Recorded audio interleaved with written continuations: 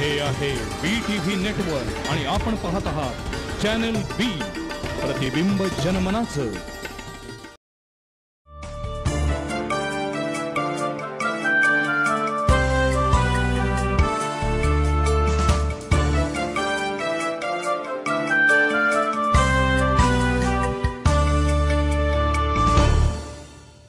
नमस्कार. संवाद प्रतिवाद या आमच्या विशेष कार्यक्रमामध्ये आपल्या सगळ्यांचं मनापासून स्वागत. 21 जूनला जागतिक योगा दिन पार पडला आणि 1 जुलै हा डॉक्टर्स डे म्हणून साजरा झाला. सध्याचं युग कशाचं आहे असं आपण म्हटलं तर ते विज्ञानाचं युग आहे असं आपण म्हणतो, पण त्याचबरोबर सध्याचं युग हे ताणतणावाचं आणखीन वाढत्या दगदगीचं आहे, हेही खरं आहे. या सगळ्या परिस्थितीमध्ये आत्ताच्या जमान्यातली लोक आरोग्याविषयक अधिक जागृत झालेली आहेत, हेही तितकंच खरं आहे. पण तरीसुद्धा रोजच्या रहाटगाडग्यामध्ये जगण्याच्या लढाईमध्ये अनेकांचं आपल्या आरोग्याकडे लक्ष असत नाही. आरोग्य म्हणजे केवळ शरीराचं आरोग्य नव्हे तर त्याच्याबरोबरीनं मनाचं आरोग्यसुद्धा तितकंच महत्त्वाचं असतं. किंबहुना शारीरिक आरोग्य आणि मानसिक आरोग्य यांचा अत्यंत निकटचा असा संबंध आहे. याच विषयावरती आज मला जाणून घ्यायचं आहे आणि आज पुन्हा एकदा आमच्या स्टुडिओमध्ये भारतातील नव्हे तर संपूर्ण जगभरातील एक अत्यंत मान्यताप्राप्त अभ्यासू तज्ज्ञ अशी व्यक्ती आलेली आहे. ते म्हणजे योगी डॉक्टर समप्रसाद विनोद. त्यांचं मनापासून स्वागत. डॉक्टर साहेब स्वतः MBBS आहेत. योगामध्ये त्यांनी PhD मिळवलेली आहे आणि एकूणच अध्यात्माची बैठक आहे. तत्वाचा त्यांनी कधीही आजपर्यंत तत्वापासून फारकत घेतलेलं नाही आहे. आणि मनाचं आरोग्य आणि शारीरिक आरोग्य या दोन्हीचा संबंध काय आहे, मानसिक शांतता, मानसिक स्वास्थ्य म्हणजे नेमकं काय असतं, ते कसं मिळवू शकतो, या अशा अनेक विषयांवरती मला त्यांच्याकडनं जाणून घ्यायचं आहे. आणि त्याचबरोबर आज आमचे दुसरे अतिथी आहेत डॉक्टर संदीप पाटील. त्यांचंही स्वागत. डॉक्टर संदीप पाटील स्वतः होमिओपॅथी प्रॅक्टिस करतात आणि कोल्हापुरातील अनेक पत्रकारांचे ते आरोग्य दूत आहेत, आरोग्य रक्षक आहेत. आणि केवळ पत्रकारांचेच नव्हे तर जिथं जिथं आरोग्यविषयक जनजागृती करायची असेल, आरोग्यविषयक सेवा द्यायची असेल, त्यावेळेला निरपेक्ष भावनेनं ते नेहमीच धावून येतात. आज मी सुरुवातीला पुन्हा एकदा आपल्या दोघांचे स्वागत करतो आणि आपल्याला विचारायचं आहे, खरं तर मगाशी मी म्हटलं त्यानुसार मनाचं आरोग्य आणि शारीरिक आरोग्य, फिजिकल फिटनेस यांचा खूप जवळचा संबंध आहे. पण बऱ्याचदा असं असतं की ताणतणाव प्रचंड वाढत चाललेले आहेत. व्यावसायिक ताणतणाव वेगळे, कौटुंबिक वेगळे, मनाच्या स्तरावरती असणारे मनोव्यापार वेगळे. अनेक लोक एकोलकोंडी असतात, त्यांना आपल्या भावना प्रकट करायला नकोशा वाटतात, त्यात कमीपणा वाटतो आणि त्यामुळं ते आतल्यात कुढत बसतात. या सगळ्याचा परिणाम मग तो माणूस कितीही चांगला व्यायाम करत असेल, त्याचं आहार विहार व्यवस्थित असेल तरी त्या मनातल्या कुढण्याचा, त्या ताणतणावाचा आरोग्यावरती परिणाम होऊ शकतो का? खरं म्हणजे मनाच्या स्वस्थतेचा आणि अस्वस्थतेचा दोन्हीचा आरोग्यावर परिणाम होत असतो. कारण आरोग्य हे फक्त मानसिक नाही, फक्त शारीरिक नाही, तर सर्वांगीण आरोग्य आहे. आणि ज्याला आपण स्वस्थता म्हणतो, म्हणजे स्वतःच्या ठिकाणी स्थिर होणं म्हणजे स्वस्थता. तर स्वतःच्या ठिकाणी जो स्थिर झालेला आहे त्याला आरोग्याचे प्रसाद आपोआप मिळून जातो. ते स्वस्थतेमध्ये आरोग्य अंतर्भूत आहे, पण फक्त फिजिकल, फक्त शारीरिक किंवा फक्त मानसिक आरोग्यामध्ये स्वस्थता अंतर्भूत नाही आहे. म्हणून स्वस्थतेवरती स्वस्थता आणि स्वास्थ्य यात फरक आहे की दोन्ही एकच आहे. पण स्वतःच्या ठिकाणी स्थिर होणं ही जी संकल्पना आहे, तर त्याच्यामध्ये मी असं म्हणेन की ते आध्यात्मिक आरोग्य आहे. की आपण आपल्या ठिकाणी स्थिर आहोत म्हणजे काय, तर बाहेरच्या जगात आपण सुखाच्या शोधात जात नाही आहोत. तर आपल्याला आतच काहीतरी असं छान मिळालेलं आहे, स्वस्थता, शांती मिळाली आहे, समाधान मिळालं आहे, आनंद मिळाला आहे. तर त्या आपण बाहेरच्या जगात वावरताना आनंदासाठी जात नाही तर आनंदानी जातो. तर ह्याच्यात खूप फरक आहे. आनंदासाठी ज्याला जाता त्याला तुम्ही काहीतरी अपेक्षा घेऊन जाता, त्या अपेक्षा पुऱ्या झाल्या तर बरं वाटतं, तेवढ्यापुरतं, नाही झाल्या तर बिघडतं. आणि आतला जो आपला समतोल आहे तो जो सारखा बिघडत राहिला, ज्याला आम्ही योगाच्या म्हणण्यापेक्षा मेडिकलच्या भाषेमध्ये होमिओस्टॅसिस म्हणतो, म्हणजे समतोल आपला. तर सगळ्या ज्या रासायनिक क्रिया शरीरामध्ये चालू असतात तर त्या सतत फाईनली ट्यून्ड असतात. तर ती सूक्ष्म पातळीवरती त्यांच्यामध्ये एक समतोल सतत साधला जात असतो. तर तो बाहेरच्या कुठल्या तरी कारणाने विचलित झाला, कुठल्या तरी दिशेने एका, तर बरोबर उलट्या दिशेची प्रक्रिया सुरू होते आणि तो तोल साधला जातो.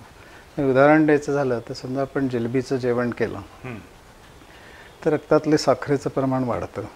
तर ते वाढायला लागल्यावरती आपोआपच इन्शुलिनचं सिक्रेशन वाढतं आणि मग ते समतोल साधला गेला, जेवढी आवश्यक आहे तेवढी जर रक्तातली शुगर आली तर लगेच इन्शुलिनचं कमी होऊन जातं सिक्रेशन.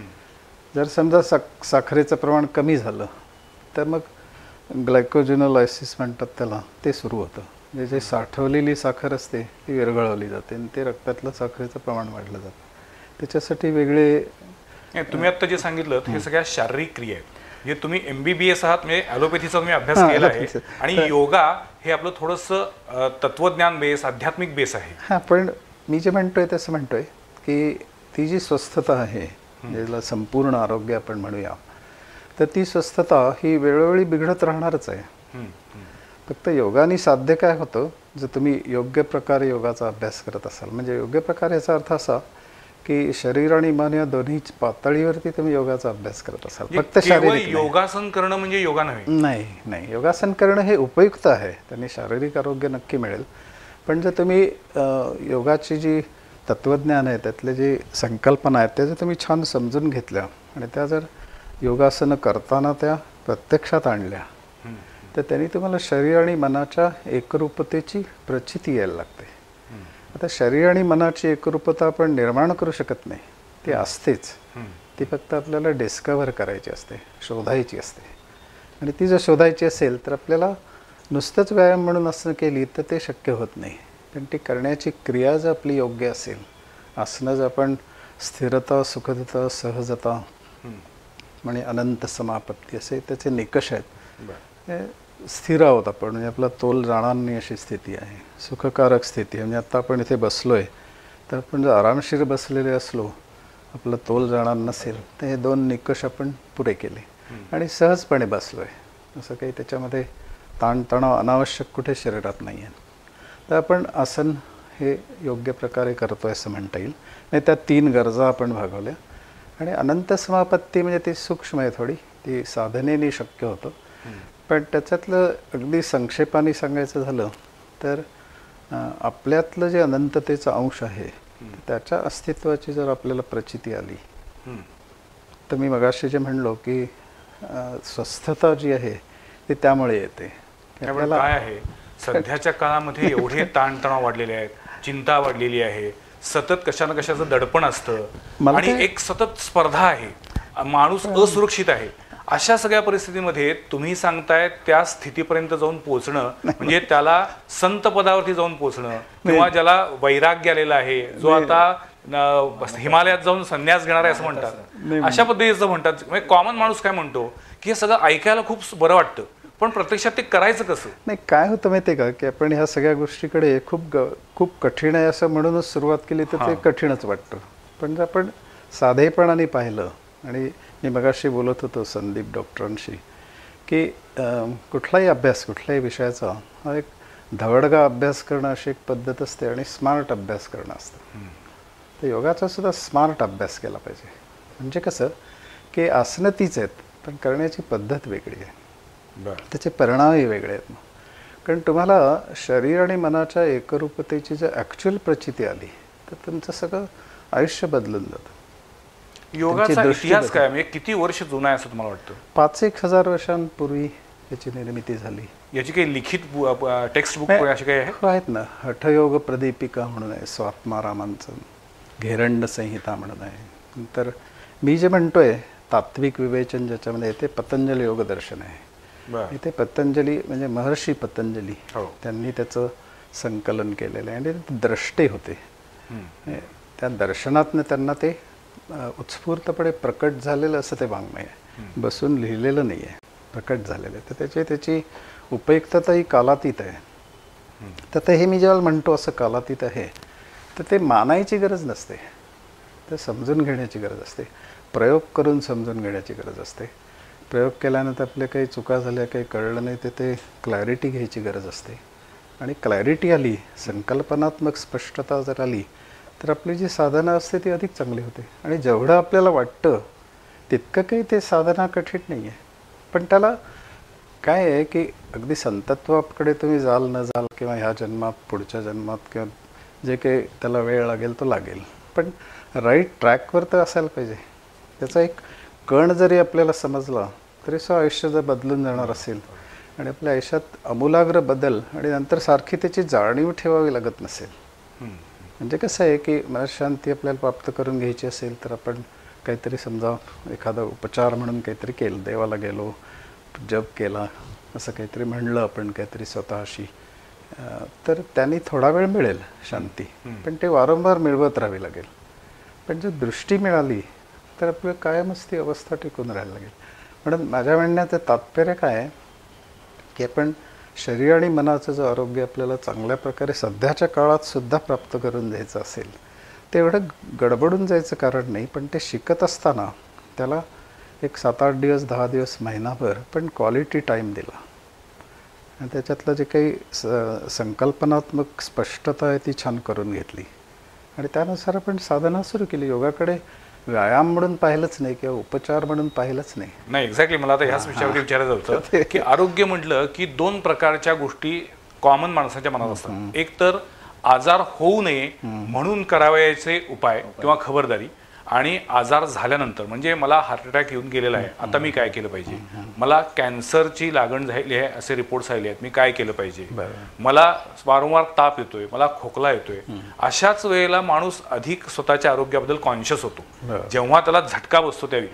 डॉक्टर साहेब, आता ज्या पद्धतीनं संप्रसादजींनी सांगितलं त्याच्या पुढे जाऊन मला तुम्हाला विचारायचं, तुम्ही तर रेग्युलर OPD बघता, अनेक पेशंट्स बघता, ज्या वेळेला पेशंटवरती तुम्ही वेगवेगळ्या पद्धतीचे औषधांचा मारा करत असता, मग कधी इंजेक्शनद्वारे, कधी सलाईनद्वारे, कधी टॅबलेट्सद्वारे, कधी चूर्ण असेल आयुर्वेदातलं, कधी होमिओपॅथीतल्या तुमच्या साखरेच्या गोळ्या असतील, या सगळ्याच्या बरोबरीनं त्या रुग्णाचं मन अत्यंत महत्त्वाचं असतं. म्हणजे होमिओपॅथीमध्ये तुम्ही त्याची सगळी हिस्ट्री घेताच, ॲलोपॅथीमध्ये तेवढी हिस्ट्री बघितली जात नाही, तुम्ही फक्त त्याचे क्लिनिकली त्याला तपासलं जातं.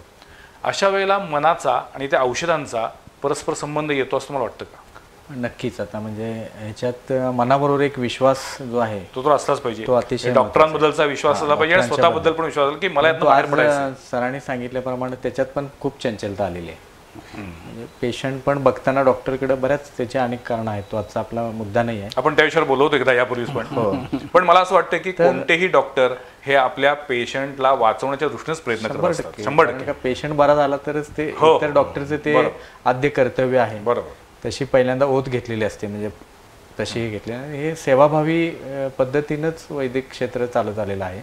आणि त्याचबरोबर रुग्ण बरा होण्यामध्ये त्या एक डॉक्टरला जे काही समाधान मिळतं किंवा मेन उद्देश त्याचा तोच आहे. आणि सगळ्या अँगलनं जरी बघितलं तरी ज्या वेळेला रुग्ण बरे होतील त्याच वेळेला तो खऱ्या अर्थानं डॉक्टर म्हणून त्याचं नावाजलं जाणार, मी हे प्रॅक्टिस चालणार. विनोदजींना विचारणार आहे, नंतर हा मुद्दा विचारणार आहे की एकूणच जे काही मेडिकल फील्डमध्ये कमर्शियलायझेशन झालेलं आहे आणि त्याच्यामध्ये जो काही व्यापार आता शिरलेला आहे त्याच्याबद्दल विचारणार. पण तुम्हाला म्हटलं असं की मनाचा, मानसिक शक्तीचा औषधांना पूरक उपयोग होतो. 100%. म्हणजे मी विश्वास जो म्हटला ना, मन त्याचं जर अगदी चांगल्या मनानं किंवा चांगल्या भावनेतनं औषध घेतलं ना तर त्याचा जो गुण रिझल्ट येण्याची आता एकच गोळी असते बऱ्याच वेळा. एखाद्याला आता टायफॉइडमध्ये एखाद्याला 2 दिवसात बरा होतो, त्याच एखाद्याला कालावधी 8 दिवस लागत असतो. तर त्याही रोगप्रतिकारक शक्ती आणि मानसिक शक्ती नाही, ह्याला सगळ्या गोष्टी आल्या. पहिल्यांदा आपलं शरीर आलं, त्याच्याबरोबर तुम्ही मन कसा अप्रोच तुम्ही करताय, त्यानंतर मग एन्व्हायरमेंट आलं, तुमचा आहार आला, जीवन पद्धती कशी आहे, तुमच्या बाकीचे प्रतिकार आवडता विषय आहार आणि विहार विषयावरती. तर अशा सगळ्या गोष्टी त्याच्यामध्ये कॉन्ट्रीब्यूट करत असतात. पण मनाचा रोल हा अतिशय महत्वाचा. अच्छा. कारण मन तुमचं चांगलं असेल आणि मनामध्ये जर तुमचा विश्वास असेल तर सगळ्या गोष्टी पॉझिटिव्हली, अगदी आता ब्लड कॅन्सरपासून आता आम्ही सगळ्या प्रकारचे मी पेशंट बघतो, तर त्याच्यामध्ये कॅन्सरसारख्या दुर्दैव आजार असेल, हार्ट अटॅक असेल, लकवा घ्या, मनानं जर ती व्यक्ती स्ट्रॉंग असेल तर शरीरावर निश्चितपणानं मात करू शकते. त्यामुळं मनाचं अपंगत्व जे आहे ते शारीरिक अपंगत्वापेक्षा अतिशय डेंजरस आहे. आणि दुर्दैवानं आज मनाच्या अपंगत्वाचे रुग्ण मोठ्या प्रमाणामध्ये वाढत चाललेले आहेत. आणि ह्या दृष्टिकोनातनं सरांनी जे काही सांगितलेलं आहे, ही साधना आहे तर ती अतिशय महत्त्वाची आहे, ही योग साधना जी असेल. आणि त्याच्यामध्ये ध्यान योग जे आहे ते अतिशय महत्त्वाचं आहे. की हे पूर्वीच्या जर जीवनपद्धती आपली बघितली की ज्यावेळेला 800 वर्षापूर्वी लोक जगायची आणि चांगल्या पद्धतीनं क्वालिटी ऑफ लाईफ चांगली होती, आजारच कमी होते, तर जीवनशैलीचा योग ही एक जीवनशैलीचा भाग आहे, घटक आहे. जसे आपण आंघोळ करतो, ब्रश करतो, त्या पद्धतीने योग साधना करणं गरजेचं आहे. सर म्हणतात तसं त्या पद्धतीने आपलं योगाला चाललंय म्हणून आपलं गेलो जरा इकडे तिकडे केलं असं न करता, तर त्याच्याकडे एक साधना म्हणून जर आपण चांगल्या रीतीनं बघितलंच तर निश्चितपणानं आपण बऱ्याच गोष्टींच्यावर चांगल्या पद्धतीनं मात करू शकू. म्हणजे आपल्या कृतीवरती पण आपला विश्वास असला पाहिजे आणि त्याच्याबद्दल भक्ती असली पाहिजे. 100%. पण आता जसं डॉक्टर संदीप पाटील म्हणाले त्यानुसार एखाद्या माणसाला आजार झाल्यानंतर तो खडबडून जागा होतो.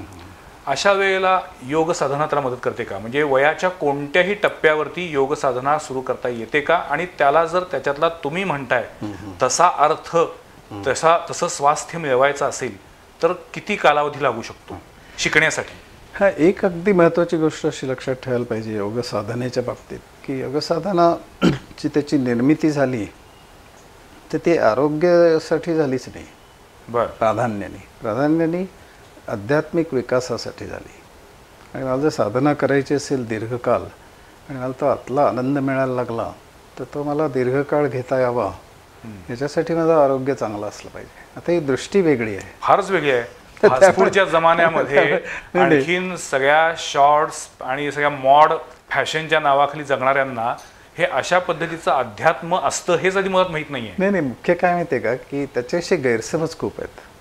अध्यात्माविषयी ऑ निर्माण झालेला आहे. माझा प्रयत्न नेहमी असा असतो की ते डिमिस्टिफाय करायचं, त्याची गहनता काढून टाकायची आणि साधं सोपं त्याला फॉर्म द्यायचा. तर तसा जर दिला तर एवढं अवघड नाही आहे. ते माझ्याकडे सर्व प्रकारची लोक येत असतात. अगदी रिक्षा ड्रायव्हर आणि कामगारही येतात आणि एकदम मल्टीमिलियनर लोकसुद्धा येतात. पण त्या सगळ्यांना ते समजेल, पचेल, रुचेल, जीवनात उतरवता येईल अशी ती जीवन साधना असू शकते. तुमच्याकडे येणाऱ्या लोकांची तक्रार काय असते प्रामुख्यानं? अनेक प्रकारचे येतात. आणि आता काही मुलं, आता तरुण मुलं जी असतात तर ती अशी बरकटलेली असतात ना. त्यांना घरात आई वडील जर नोकरी करणारे असतील तर त्यांना असं बघणारं कोणी नसतं. कारण आता आजी आजोबा अडगळ झाले त्यामुळे ते बाहेर राहतात कुठेतरी वृद्धाश्रमामध्ये आणि आई वडील दोघं बाहेर.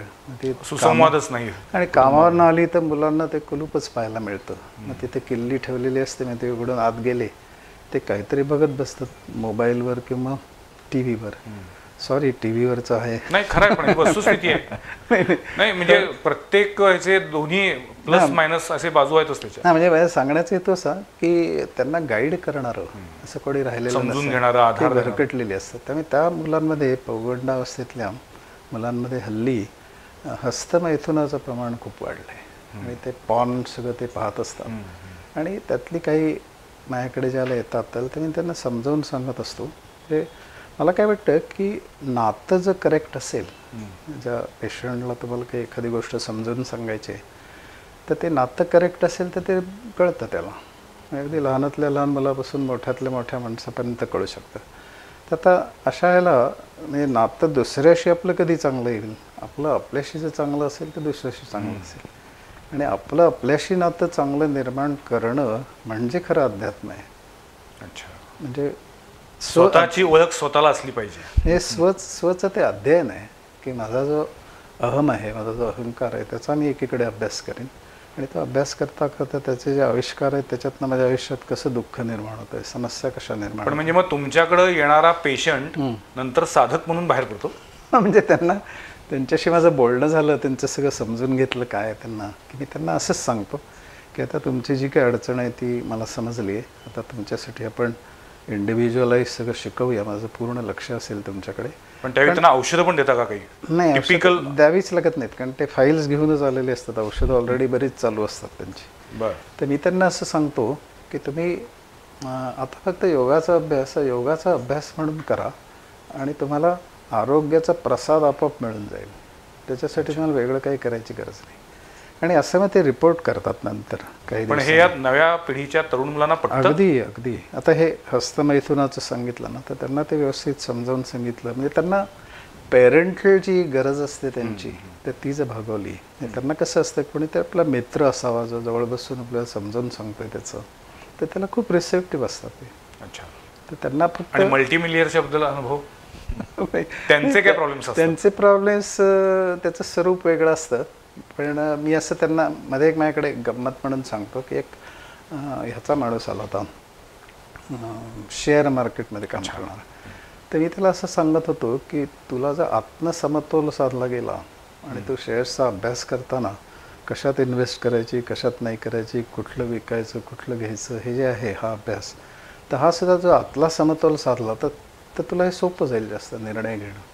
आतला समतोल साधला याचा अर्थ काय की तुम्ही ते जे काही करताय त्यातला तुम्ही आनंद घेताय, तुम्ही असं ते ओझ्याखाली करत नाही आहात.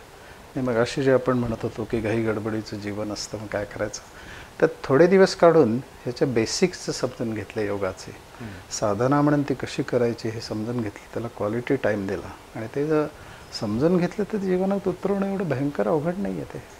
मग फक्त आपल्या लाईफस्टाईलनुसार ते त्यात फक्त बसवायचं, एवढंच फक्त बाकी राहील. योगी डॉक्टर समप्रसाद विनोद यांच्या म्हणण्यानुसार जर आपण स्वतःसाठी जगायचं ठरवलं आणि स्वतःची दृष्टी जर निकोप केली तर काहीच गोष्ट अवघड नाही आहे. मला या विषयावरती अजूनही काही बोलायचं आहे, खूप इंटरेस्टिंग विषय आहे. अनेकांच्या मनात असं असतं की रोजचे जगण्याचे प्रॉब्लेम्स, रोजची जगण्याची लढाई एवढी मोठी आहे की अशा गोष्टींचा विचार करायला वेळच नाही आहे मला. पण दुसरी बाजू त्याची काय आहे हे आपल्याला समजून घ्यायचं आहे. एक छोटासा ब्रेक घेऊया आणि पुन्हा एकदा ही चर्चा कंटिन्यू करूया.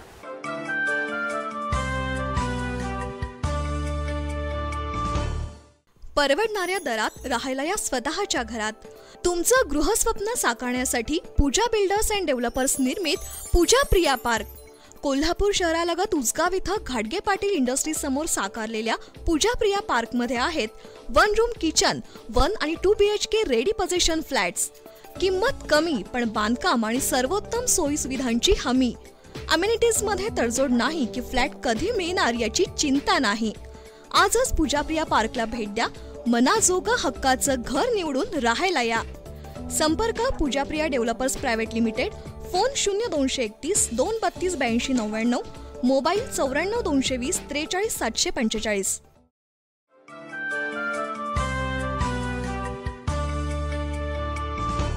ब्रेक नंतर पुन्हा एकदा आपल्या सगळ्यांचं स्वागत. संवाद प्रतिवादमध्ये आज आपण बोलतोय योगी डॉक्टर समप्रसाद विनोद यांच्याशी. अत्यंत गाढा अभ्यास आहे योगाबद्दलचा. स्वतः MBBS केलं आहे, PhD आहे योगामध्ये आणि आत्तापर्यंत त्यांची ट्रीटमेंट करण्याची पद्धत काय आहे हे मला जाणून घ्यायचं होतंच. आता मला काही मूलभूत प्रश्नांकडे वळायचं आहे.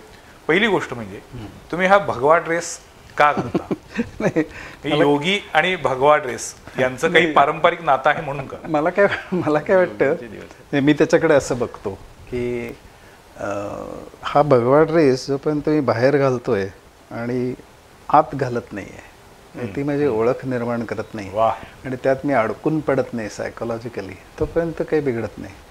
आणि मी आत्ता पुण्याहून आलो इथे कार्यक्रम. कारण आजकाल काय झालंय की रंगांवरनं पण राजकारण होतं, रंगांवरनं पण ओळख बनतीये आणि ती पराकुटीची ओळख बनतीये. हे त्यातल्या गांभीर्याची आणि चिंतेची गोष्ट आहे. पण मी काय करतो की असं ज्याला ॲक्च्युअल ज्या योगाशी रिलेटेड कार्यक्रम असतो तर त्याला भगवा हे वापरतो, पण अदरवाईज नॉर्मल ड्रेस घालतो. अच्छा. कारण माझ्या दृष्टीने सुद्धा, कारण काय असतं की साधना ही काही नुसती उपदेश करायची गोष्ट नाही आहे, तर संवादाने समजून सांगत समजून घेत पुढे जायचं असतं. म्हणजे माझी सुद्धा साधना त्याला कधी अंत असणार नाही, ते आयुष्याच्या अखेरीपर्यंत चालू राहिली पाहिजे. मग मी सगळ्यांना असं म्हणतो की तुम्हाला सिद्ध व्हायची गरजच नाही, तुम्ही साधकच राहा आयुष्यभर, काही बिघडत नाही त्यांनी. If you are learning all the time, सतत तुम्ही शिकत असाल तर तुमची साधनासुद्धा परिपक्व होत जाते, रिफाईन होत जाते आणि त्याचे परिणामही तुम्हाला त्या प्रकारचे मिळतात. मगाच्या एक असं प्रश्नाच्या संदर्भात थोडंसं मला असं वाटतंय की काय आहे की आपल्याला येणारे जे प्रश्न आहेत आरोग्याचे, तर ते आपल्याला कशा प्रकारे सोडवायचे त्याच्यावरती सगळं अवलंबून आहे. आपल्याला जर तात्कालिक उत्तर हवी असतील तर ते तात्कालिक आपण मिळवतोच आहोत. औषधं घेतो, होमिओपॅथिक, आयुर्वेदिक, ॲलोपॅथिक सगळ्या औषधांचा मारा करून घेऊन त्यावेळेला त्या आजारातनं बरं होणं.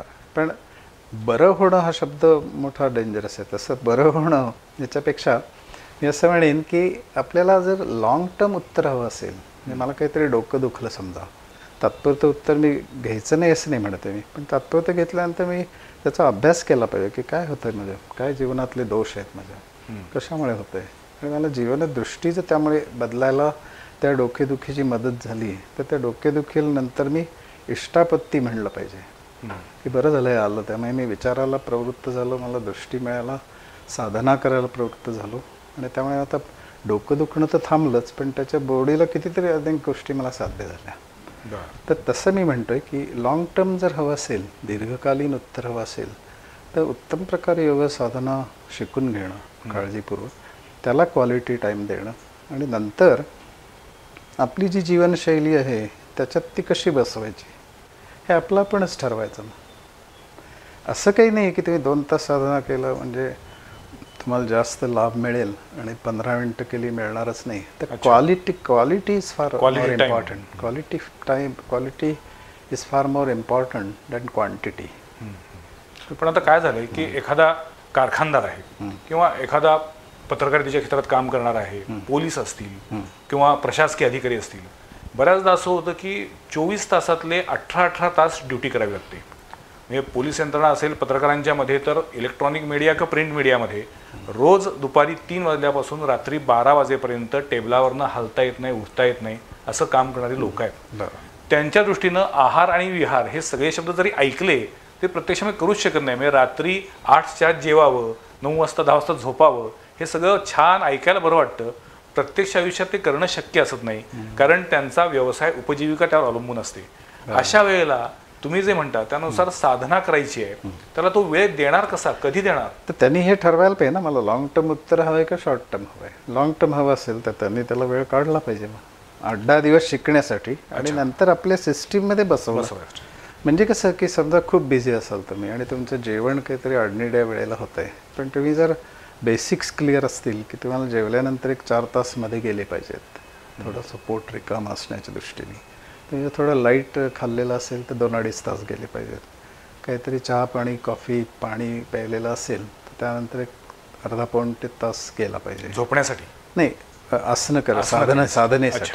मग तुमची साधना 1 वाजता असू शकते रात्री, हे सांभाळलं तर. पण हे आदर्श नाही आहे, हे ॲडजस्टमेंट आहे.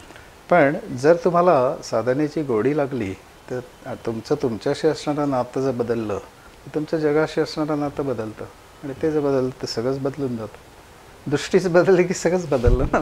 संदीप पाटील सर, तुम्ही जेव्हा आता प्रॅक्टिस करताय, हे तुमच्याकडे जे वेगवेगळे पेशंट येतात त्यांना तुम्ही कधी अशा पद्धतीने, तुम्ही नेहमीच सांगता, त्यातल्या किती लोकांना प्रत्यक्ष ते आचरणात आणणं शक्य झालं? तुमचा काय निरीक्षण आहे, अनुभव आहे? नाही, एक असं होतं की मगाशी आपलं चर्चा झालं तसं बऱ्याच वेळेला की जोपर्यंत आपल्याला मोठा आजार होत नाही तोपर्यंत आपण जागा होत नाही. मग ते सर्व क्षेत्रामध्ये, आमच्या क्षेत्रातले सुद्धा त्याला काही अपवाद नाही आहे. बऱ्याच डॉक्टरांना हार्ट अटॅक आला, बायपास झाली, मग त्याने हे बंद केलं, ते बंद केलं.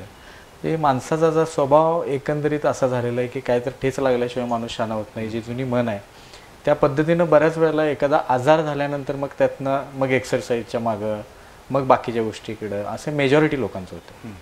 पण दुसरा असा विषय झाला की सर्वांगीण आरोग्य म्हटलं की आपण मानसिक, शारीरिक, आध्यात्मिक, हा जो आध्यात्मिक जो हे आहे बेसिक पाया आपला पूर्वी जो होता की पूर्वीपासून घरी पुराण वगैरे वाचलं जायचं, म्हणजे तो एक जो बेस होता तो थोडासा या काही गडबडीच्या जीवनात नष्ट झाल्यामुळे मानसिक स्वास्थ्य बेसिकली बिघडले. ते अंधश्रद्धा आहे असं काही वेळा टीका होती, त्याबद्दल काय सांगाल? अंधश्रद्धा नाही आहे ती. श्रद्धा आणि अंधश्रद्धेमध्ये फार मोठा फरक आहे. ती जी आहे ती श्रद्धा. तुम्ही आता पुराण कथा वाचण्यावरनं असेल किंवा काही पोथ्यांचं वाचन असेल, काही विशिष्ट शब्दांचा उच्चार करणं असेल किंवा नामजप करणं असेल, या सगळ्याला एकीकडे असं म्हटलं जातं की कुठेतरी सायंटिफिक बेस आहे. म्हणजे ओंकाराच्या उच्चारातून सुद्धा जे काही मिळतं त्याच्याबद्दल एकीकडे मान्य केलं जातं, तर दुसरीकडे काही अशी नास्तिकवादी मंडळी असतात की त्यांचा याच्यावरती पूर्णपणे विश्वास नसतो. आता परवाचीच गोष्ट सांगतो, आमचा योगाचा ग्रुप आहे. योगा डे झाल्यानंतर आम्ही मठावर गेलो होतो काडसिद्धेश्वर स्वामीजींच्याकडे. तिथं आपलं गुरुकुल आहे. तर 8-9 वर्षाची मुलं आहेत, आत्ता ती जस्ट शिकायला लागले. गुरुकुल पद्धती आपल्याकडे पूर्वी होती, 7200हून अधिक गुरुकुल होते, आचार्य आणि अशा पद्धतीने शिकवलं जायचं. आता 72 कला आणि 18 विद्या त्या ठिकाणी शिकवल्या जातात. त्याच्यामध्ये आमच्या समोरच सगळे, आम्ही तिथं भेटायला गेल्यावर मुलं आली, तर हे शिकून आलीत म्हटल्यानंतर एक छोटा मुलगा होता, त्यानं सांगितलं की मी मुख्यमंत्री होणार आहे. स्वामीजींनी त्याला, त्या मुलाला हाक मारली. तर आत्ताच त्यांनी जाहीर केलं की तो एवढा कॉन्फिडंट आहे. त्यानं नजरेनं नारळ पाडला. दुसरं बॉडी स्कॅनिंग, एका मुलीनं नारळ पाडला हातावरचा. बर. त्याचबरोबर दुसरं बॉडी स्कॅनिंगचा प्रकार बघितला. हे एक डॉक्टर बोलतात, आणखी डोळ्यानं बघितलेलं तुम्हाला सांगावं लागेल. बर. हे डॉक्टरच्या आधी आपण एक माणूस असतो आणि त्यानंतर मग त्यातल्या अभ्यासातनं आपल्याला एक ती डिग्री प्राप्त झाली असती आणि आता एक 18-20 वर्षाच्या प्रॅक्टिसनंतर बऱ्याचशा गोष्टी बघितल्यानंतर आरोग्यात सुद्धा विविध अंग आहेत. कारण पूर्वी काही गोष्टीत मंत्रशास्त्र आहे किंवा काही गोष्टींच्यावर मी पूर्वी अजिबात बिलीव्ह करत नव्हतो. जसं जसं आपला अनुभव संपन्न होतोय रुग्णाच्या माध्यमातून त्यावेळेला बरेचसे सायन्स आपल्याला उलगडा होत जातोय. तर बॉडी स्कॅनिंगमध्ये मुलग्यानं त्या डोळे पूर्ण बंद केले, पुढच्या माणसाला पॅकेक आहे वगैरे सगळं व्यवस्थित सांगितलं. बरं. त्यानंतर दुसरा आहे ते हाऊस स्कॅनिंग प्रकार होता. तिने बसल्यानंतर सांगितलं पुढच्या व्यक्तीला, दुसरी व्यक्ती बसली तिथं, ही 8-9 वर्षाची मुलं, की तुमच्या घरी उजव्या साईडला झाड आहे वगैरे. त्यानंतर आपल्या संवाद प्रतिवाला मी पण बघितलं होतं, डोळ्यावर पट्टी बांधून ते एकदा अक्षर आणि हे तर ते सुद्धा ती तिसरी सुद्धा मुलगी होती.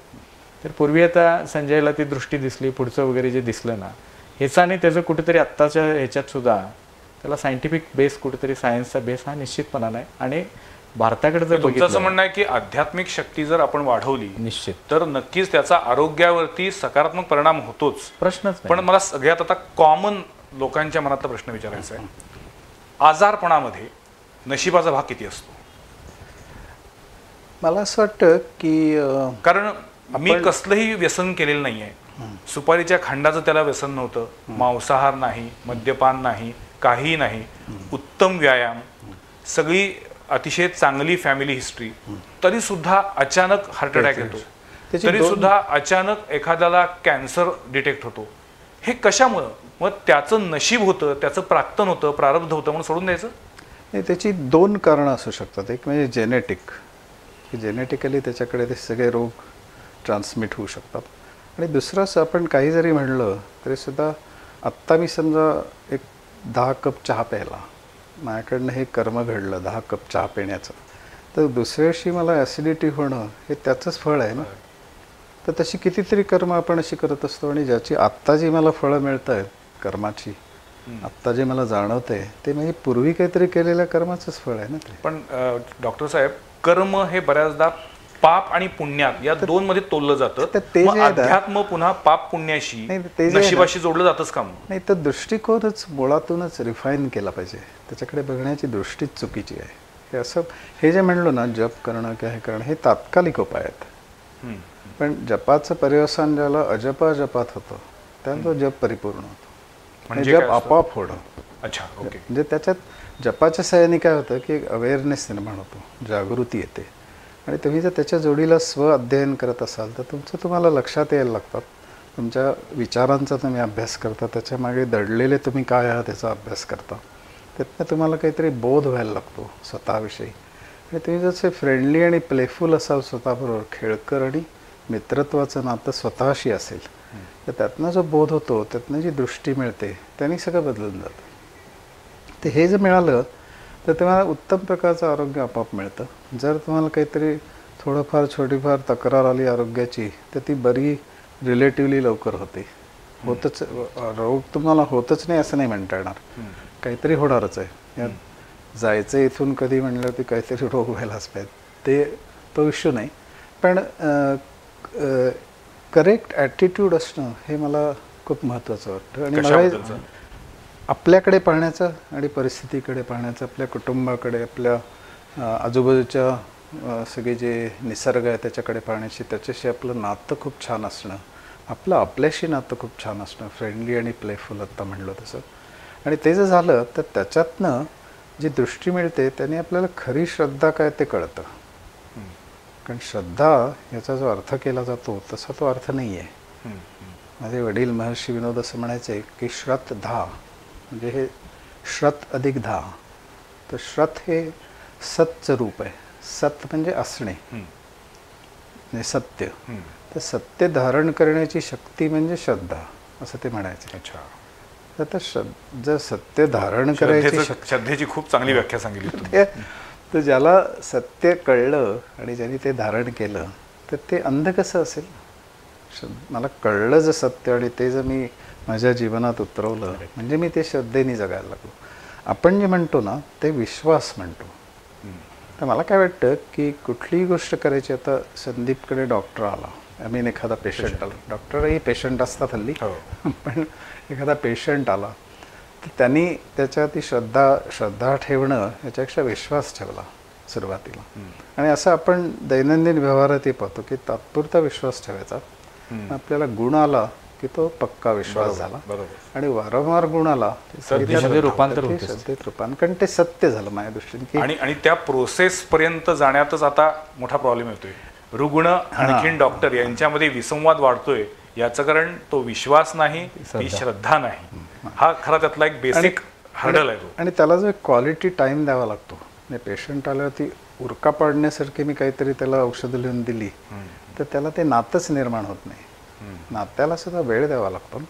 आता पुन्हा तोच प्रश्न येतो की मला प्रश्नाचं उत्तर माझ्या तात्कालिक हवं आहे का लॉंग टर्म हवं आहे, हे मला ठरवायला पाहिजे. तात्कालिक हवं असेल ते आहेतच उत्तर उपलब्ध.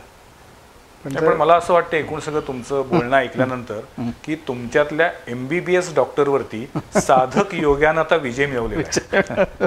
पण मला आता अगदी सध्याच्या जमान्यामध्ये तरुण पिढीला जसं ऑब्जेक्टिव्ह उत्तर पाहिजे असतात तसं मी तुम्हाला विनंती करणार आहे. सर्वसामान्य माणूस, मग त्याचा एखादा तो किराणा दुकानदार असेल, शिक्षक असेल, हमाल असेल, एखादी गर्भवती स्त्री असेल, सासू आणि सुनेमध्ये सतत भांडणाला वैतागलेली सून असेल किंवा सासू असेल, कोणी असेल, जो रोजच्या जगण्यातल्या लढाईमध्ये गुंतलेला आहे, ज्याला काम केल्याशिवाय रात्री घरात चूल पेटत नाही, ज्याला प्रचंड कष्ट करावे लागतात, त्याच्यातून येणाऱ्या षड्रिपूंच्या अतिरेकातून त्याचा काही वेळा अतिरेकी व्यसनाधीनता वाढत चाललेली आहे.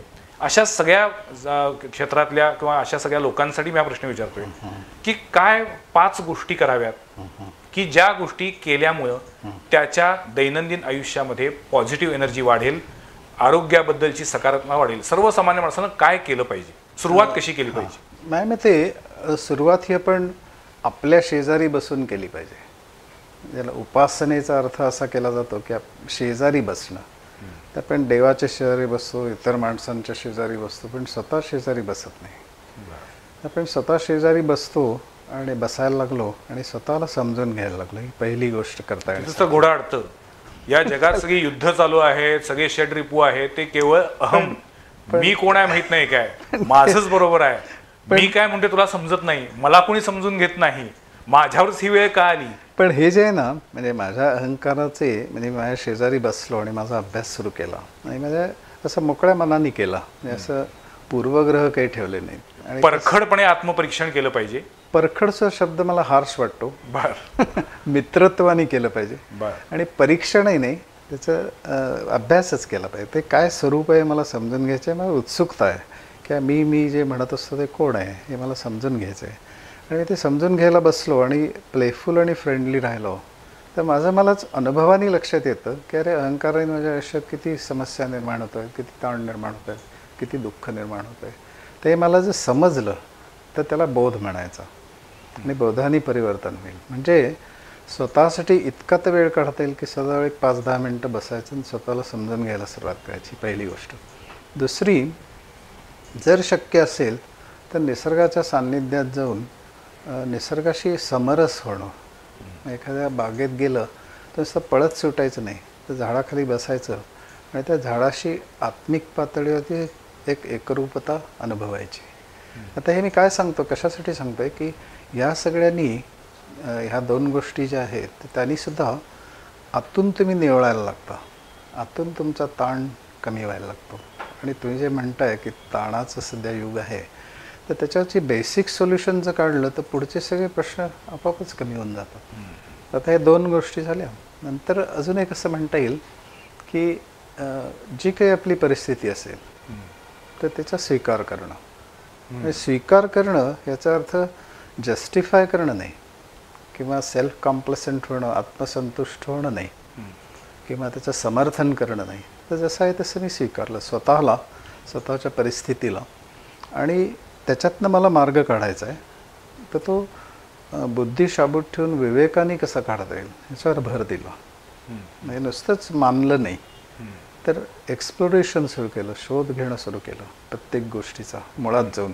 त्याच्याने पुन्हा मगाचपासून जो प्रश्न येतो की याच्यासाठी वेळ कसा काढायचा. आणि दुसरी गोष्ट अशी आहे की सार्वजनिक ठिकाणी थुंकू नये, सार्वजनिक ठिकाणी घाण टाकू नये, वाहतुकीचे नियम पाळावेत, हे सगळ्यांना माहीत असतं, पण तरी सुद्धा ते केलं जात नाही. याचं कारण आणि मग अशा वेळेला ते राबवणारी जी यंत्रणा असती ती ही माणसंच असतात. त्यांच्याकडनं मग न कळतपणे त्रागा सुरू होतो, मग त्राग्याचं रूपांतर संतापात होतं. ही सगळी जी चेन आहे, म्हणजे मला माझ्या ऑफिसमधल्या सगळ्या लोकांनी वेळेवर यावं, त्यांनी चांगलं काम करावं अशी माझी भावना असते. मी माझ्या घरी वेळेवर यावं, मी वेळेवर जेवावं अशी माझ्या घरातल्यांची भावना असते. ही सगळी जी चेन आहे, प्रत्येकाच्या अपेक्षा ज्या आहेत त्या अपेक्षांची पूर्तता होत नाही आणि तिथून अपेक्षाभंग झाला की दुःख, दुःखातून निराशा किंवा संतापची ही चेन या सगळ्यातनं तोडायची असेल, तुम्ही जे सगळं सांगताय ते पुन्हा एकदा आम्ही भांडवल करतो त्याचं की आम्ही सर्वसामान्य माणूस आहोत, आम्ही काही संत नाही आहोत. नाही पण सर्वसामान्य माणूस असणं इथूनच सगळ्यांचीच सुरुवात होते ना. मी फक्त छोटंसं जागा करायचा प्रयत्न करताय. नाही, फक्त मी एक लॉंग टर्म उत्तर सुचवतोय. आणि त्याच्यामध्ये काय असतं की आपण जर करेक्ट उत्तर शोधलं आणि पुढची आपली दगदग जर टळणार असेल त्याच्यातनं, तर ते शोधलं पाहिजे ना, त्याच्यासाठी वेळ दिला पाहिजे ना. वेळ मिळत नाही असं नसतं, काढायला तर मिळतो. तुम्ही म्हणताय ते थोडं हे आहे, म्हणजे एक्स्ट्रीम कंडिशन्स आहेत, पण जर काढायचं आणि त्याच्यासाठी आपण वेळ कधी काढू शकतो, ज्याच्यात गोडी वाटते त्याच्यासाठी वेळ काढतो. आता गोडी आपल्याला निर्माण होण्यासाठी योगाच्या विषयामध्ये किंवा अध्यात्मामध्ये, ध्यानामध्ये, योगमय जीवन जगण्यामध्ये गोडी निर्माणासाठी वेळ तर द्यायला पाहिजे. नाही तर कशी गोडी निर्माण. पण हे जे मी म्हणतोय की जर गोडी निर्माण झाली आणि लॉंग टर्म दीर्घकालीन तुम्ही जर त्यात गेलात, तर दैनंदिन जीवन सोडायची गरजच नसते. ते उलट बेटर होतं जास्त. कारण तो समतोल आतलाच साधला गेला आणि आरोग्य चांगलं राहायला लागलं, तर आरोग्य चांगलं राहिलं की तुमचं व्यक्तिगतही स्वार्थ साधला जातो, कुटुंबातही स्वस्थता राहते, सोसायटीत तुम्ही जे काही जाऊन काम करत असता तेही तुम्ही स्वस्थ चित्ताने केलं तरी चांगलं होतं. तुम्ही जर डिस्टर्ब्ड असाल तर नाही. मला तुम्हाला जे संधी पडेल सर, हे सगळं ऐकल्यानं मला असं वाटतंय की अशा पद्धतीच्या दृष्टीची मुळात डॉक्टरांना आधी गरज आहे का? म्हणजे तो होमिओपॅथिकचा असेल, ॲलोपॅथिक असेल किंवा आयुर्वेदिक असेल, पण आजकाल काय झालंय की आरोग्य म्हणजे डॉक्टर. डॉक्टरकडे जायचं कशासाठी? आजारी पडल्यानंतर जायचं. तिथं गेल्यानंतर डॉक्टर आपल्याला कापणार अशी बऱ्याच जणांच्या मनात भावना असते, भीती असते. आणि डॉक्टरांना सुद्धा प्रचंड इन्व्हेस्टमेंट केली असते, आयुष्यातली कित्येक वर्ष खर्ची घातलेली असतात आणि त्यामुळे तो एक व्यवसाय होत चाललेला झालेला आहे. पण डॉक्टरांनी पण अध्यात्माचा अभ्यास करून आपल्या रुग्णांवरती उपचार करण्याची गरज निर्माण झालेली आहे असं वाटते का तुम्हाला? नाही. आणि किती डॉक्टर हे मान्य करतील? नाही, मान्य अमान्याचा प्रश्न नाही. हे जे सत्य आहे ते गोष्ट सत्यच आहे. आता समजा हा पाण्याचा ग्लास आहे, हे डॉक्टरने कुठल्या मान्य केला अमान्य केला त्याच्यावर राहू शकणार नाही. डॉक्टरच्या आधी पण प्रत्येक व्यक्तीला ह्या गोष्टीची गरज आहे. आत्मिक ऊर्जा चांगली असेल तर त्याची कार्यक्षमता चांगली असणार आहे ना. त्यामुळे डॉक्टर असू दे, वकील असू दे, पत्रकार असू दे, त्याच्या आरोग्याच्या दृष्टिकोनातनं, त्याच्या कार्यक्षमतेच्या दृष्टिकोनातनं त्याचं हे आध्यात्मिकतेची जी आहे ऊर्जा ती चांगलं असणे गरजेचंच आहे. एक. दुसरं म्हणजे आता लगेच इकडं वळायचं म्हणजे कुठेतरी संत व्हायचं आणि हा ट्रॅक सोडायचा असं होऊ शकत नाही. डायबिटीस आहे, ब्लड प्रेशर, विविध विकार आहेत, त्याच्यावर समजा आता ब्लड प्रेशरच्या 3 गोळ्या चालू आहेत. गोळ्या खाऊन पेशंटला एक टेम्पररी रिलीफ किंवा थोडा रिलीफ जाणवतोय. तर ह्याच्या साधनेच्या माध्यमातून तो जर आला तर मला असं वाटतं की आधुनिक सायन्स आणि हे योग साधना जी आहे ह्याचं जर कॉम्बिनेशन थोडंसं आपण केलं, समजा 3 ब्लड प्रेशरच्या गोळ्या लागणार असतील तर त्या ब्लड प्रेशरच्या गोळ्या 2 लागतील सुरुवातीच्या फेजला. डायबिटीसला समजा इन्शुलिन जास्त लागते, 40 युनिट लागते, तर तो 30 युनिटवर येईल. म्हणजे लगेच ॲलोपॅथिक किंवा कुठले उपचार आयुर्वेदिक असेल, होमिओपॅथिक, ते उपचार लगेच बंद करा असं नाही. हे केलंय असं हे चुकीचं आहे. किंवा मग तपासणी. मी म्हटलं की ही एक जीवन पद्धती आहे खरं तर योगा ही, आणि ही आपल्या आरोग्याला पूरक अशी आहे, सपोर्टिव्ह सिस्टीम. आणि मी एक करेक्शन करू इच्छितो, योगा नाही म्हणता का, मग योग म्हणतो. योग. बर. योगा हे अमेरिकन वेस्टर्न. बर. आपली योग कला किंवा योग विद्या. योगा डे नाही म्हणता, पण योग डे म्हणलं पाहिजे. योग दिन. योग दिन. योगानं सुद्धा अनेकांच्या आयुष्यामध्ये हा योगा दिन येत नाही किंवा योग होत नाही. पण मला असं वाटतं की खऱ्या अर्थानं मनाचा आनंद, आत्मिक समाधान हे शब्द जर आपल्याला अनुभवायचे असतील तर ते प्रत्येकाला करणं शक्य आहे. फक्त तशी स्वतःला मोल्ड केलं पाहिजे तसं. किंवा मी असं म्हणेन की आपल्याला माहिती म्हणजे काय हे कळलं पाहिजे.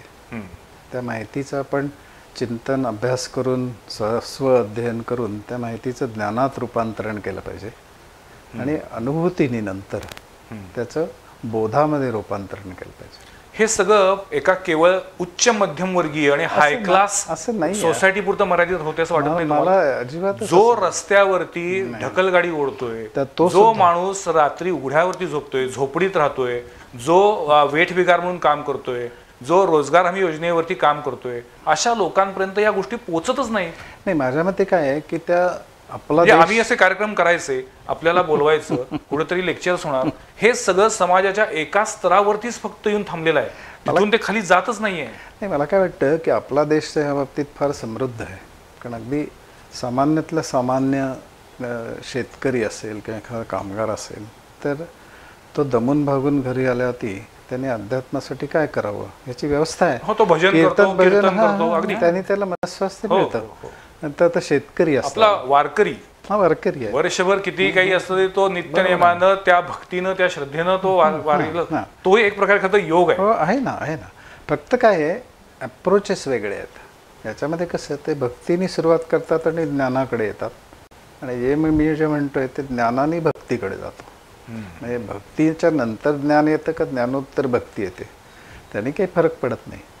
फरक कुठे पडतो तर तुमचे जेन्युइननेसनी फरक पडतो. तुम्हाला खरोखर बदल झाला आहे का, तुम्हाला टिकाऊ स्वरूपाचा बदल आहे का, तुमची दृष्टी बदलली आहे का. आणि हे जे तुम्ही म्हणताय ना, तर माझा अनुभव असा आहे की आता माझ्याकडे रिक्षाचे चालक येतात ना शिकायला, तर त्यांच्याशी छान जर संवाद साधला आणि सगळ्या संकल्पना जर त्यांना समजून सांगितल्या, तर अगदी PhD डबल PhD झालेलं जे समजेल त्याच्यापेक्षा काही वेळेला त्यांना पटकन समजून जातं. याचं कारण असं की हे जे ज्ञान आहे ना ते वेगळ्या प्रकारचं ज्ञान आहे. हे माहितीपर ज्ञान नाही आहे, किंवा नुसतं इंटलेक्च्युअल ज्ञान नाही आहे, ते बोधात्मक ज्ञान आहे. तर बोध कोणाला कसा होईल सांगता येत नाही. म्हणून तुम्ही जे मगाशी म्हणला की इतकं सगळं जरी लिहिलेलं असलं की cigarette smoking is injurious to health, तरी लोक पितात, कारण ते नुसतं इंटलेक्च्युअल ज्ञान असतं, बोध नसतो. म्हणजे मला त्याची जाणीव व्हायला लागते, स्पर्श व्हायला लागतो मनातला स्वतःला. म्हणजे मला जर मी समजा सिगरेट ओढणारा असेल आणि मी ओढता ओढता मी त्याचं स्वअध्ययन केलं आणि मला असं रिअलाईज झालं आतून की अरे याने माझी हानी होती आहे, माझं सगळं आयुष्याची क्वालिटी बिघडती आहे, आणि साधक काहीच नाही, हे बोध झाला. मी बोध हा शब्द वापरतो आहे. इंटलेक्च्युअल अंडरस्टँडिंग ही त्याचे प्रिल्यूड असेल, त्याच्या अलीकडे झालेलं असेल, त्याच्या अलीकडे मला माहिती मिळालेली असेल की इंज्युरियस आहे, आणि तसा जर बोध झाला ते सिगरेट गळून पडणार माझ्या हातात. ते कोणीही करू शकतं. तर त्या बोधासाठी मात्र आपल्याला थोडासा पेशन्स ठेवायला लागतो. तो असं एकदम असं डोक्यावर हात ठेवला आणि बोध झाला असं नाही होऊ शकत.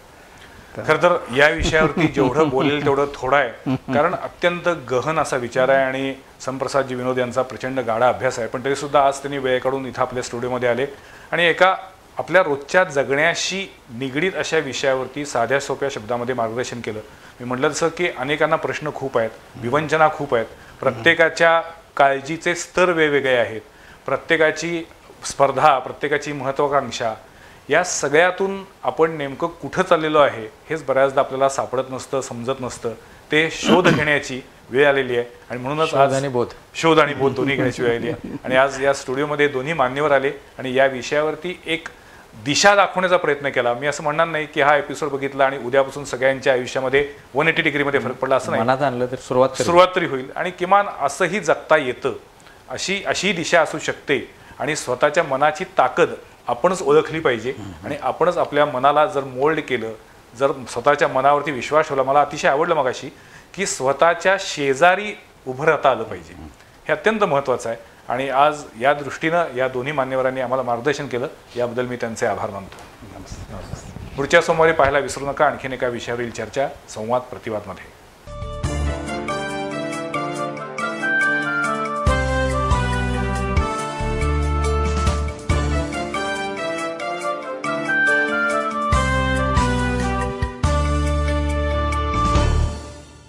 हे आहे BTV नेटवर्क आणि आपण पाहत आहात चॅनल B, प्रतिबिंब जनमनाचं.